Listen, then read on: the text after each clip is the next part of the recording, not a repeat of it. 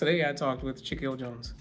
We discussed the yoga community, cultural perspectives. We talked a lot about the tools that can be used for yoga.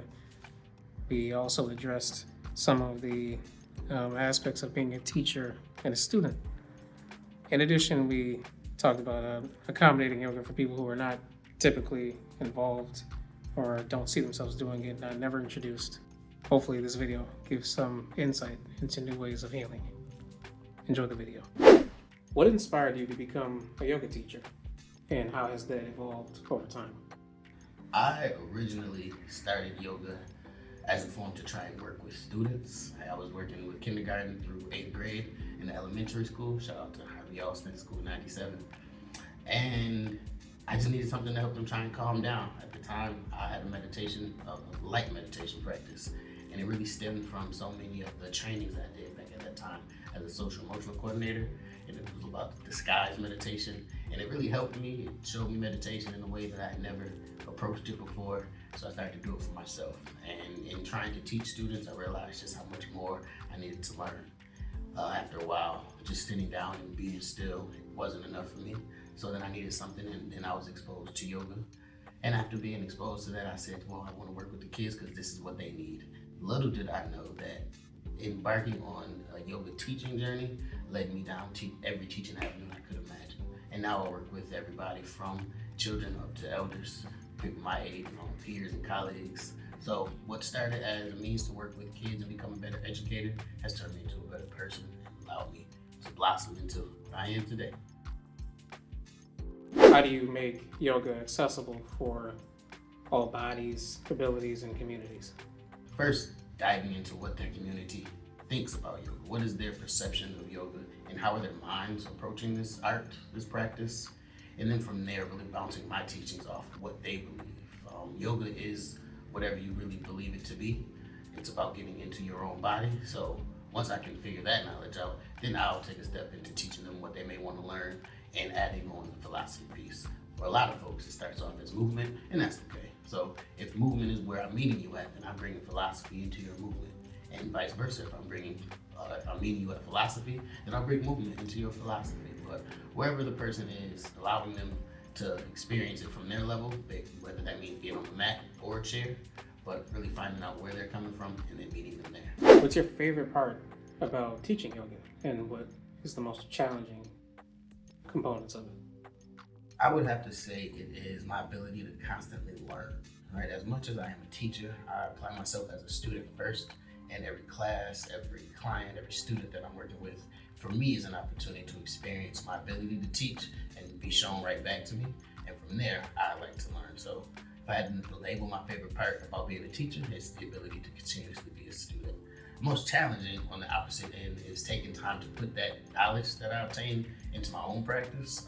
I didn't realize how hard it would be to prioritize my practice when I'm building an environment of practice for others. But I'm making it work. It goes up and it goes down. We say ebbs and flows, but the most challenging part is really trying to prioritize my own practice as much as the practice of others. What do you hope people take away from a class with you beyond the physical practice?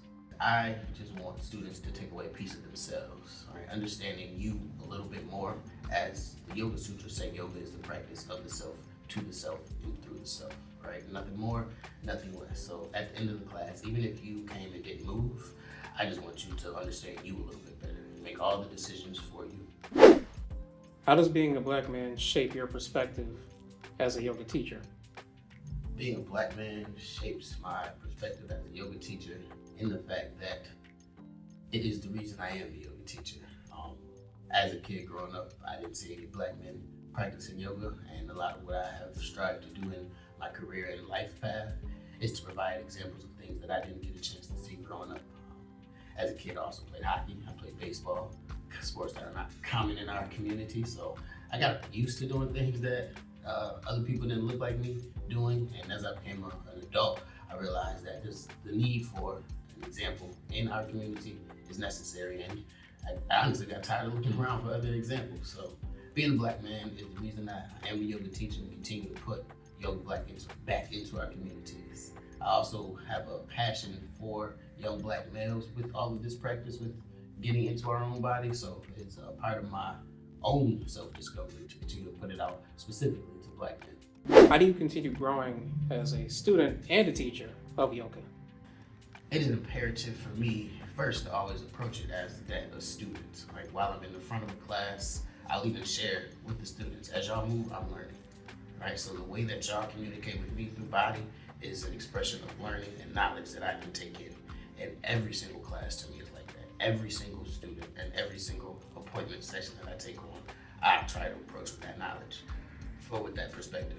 Furthermore, going outside of my comfort zone. There's multiple styles of yoga that can be taught, practiced, learned, and no teacher will be able, I won't say that, most teachers won't be able to teach them all, but we can practice them, we can study them, we can learn them and bring them into our own and figure out how they feel and what they may do in different communities and spaces.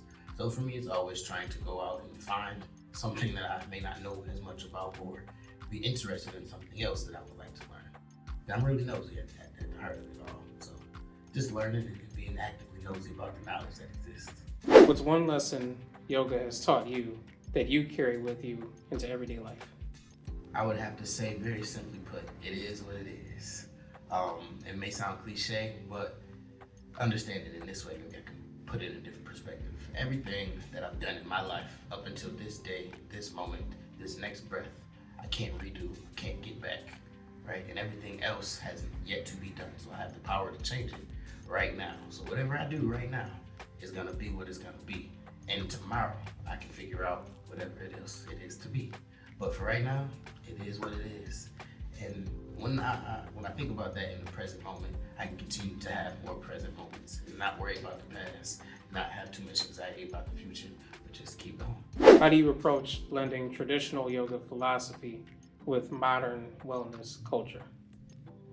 In navigating Western yoga philosophy over here in the Eastern wellness culture world, I found some struggle, but really the struggle with Western yoga culture and yoga philosophy speaking to the uniqueness of the person practicing, while Eastern wellness culture looks to create a blueprint for all to practice from.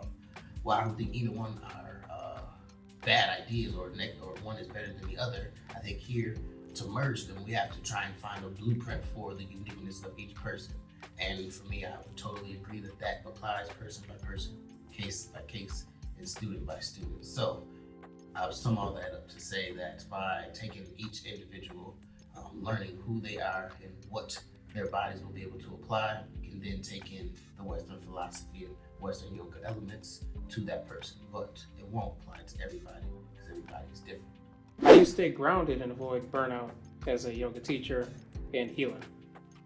One of those ways includes, actually, as you can see this beautiful monstera over here, is by taking care of plants. For me, plants directly show me what a growth relationship can look like, and I can apply that to myself as we are also nature that needs to be fed and nurtured.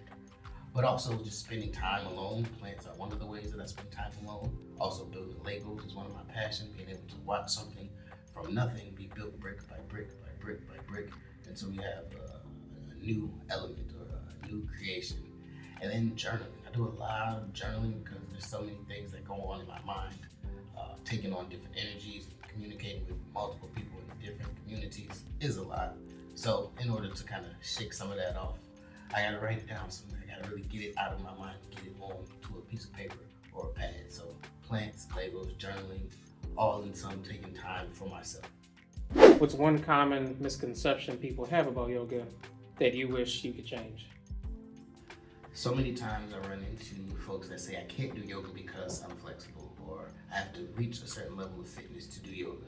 When in actuality, yoga, again, is about learning you, about finding yourself and understanding where you are. So whatever level of flexibility you start at, whatever level of movement a person starts at, that's where the yoga practice starts. It's not that you have to get to this level or do it better or do it as well as the next person. That's not practicing yoga, that's practicing fitness, I say.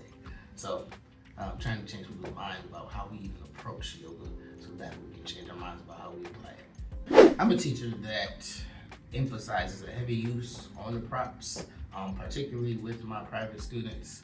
We always use props of some sort. Props, I haven't even gotten the definition.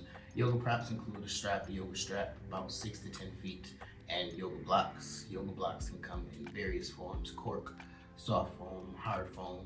I've even seen some plastic and some rubber, all for various uses. But in a yoga class, I like to say that props are resources for us to get to the thing, whatever the thing is, whether that be comfort or find a deeper stretch. Yoga blocks oftentimes are used to make something more accessible to us, say raise the ground up from the low, raise the ground to a height that is more comfortable for us. Yoga straps, I say, are used to extend our hands further than what we can reach in order to find something even deeper. But I always emphasize use of the props because it really helps you understand where you're going, where you're coming from, and you can even find a little bit more fine tuning if we use the resources. And we put that into a little bit of philosophy in life, right? Nobody does anything by themselves, so why should we try to do that with our bodies, right? If the props and the resources are available to you, it would be against your nature to not use them. And in class, you feel that, right? You see them there, and your mind's gonna go, should I use it? Should I not? Should I use it? Should I not? For me, the answer is always yes. Try it out. You never know what you'll be able to find.